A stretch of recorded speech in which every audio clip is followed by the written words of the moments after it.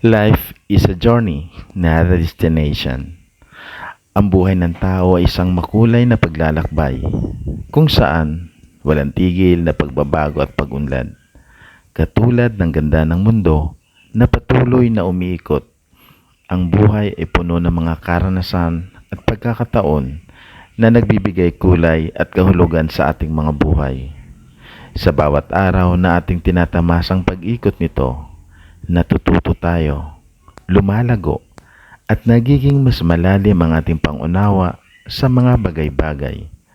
Kasabay ng mga pagsubok at mga tagumpay na ating hinaharap, nararamdaman natin ang biyaya at pagmamahal ng Diyos sa atin. Ang ating buhay ay isang larawan ng kanyang pagpapala at kagandahan.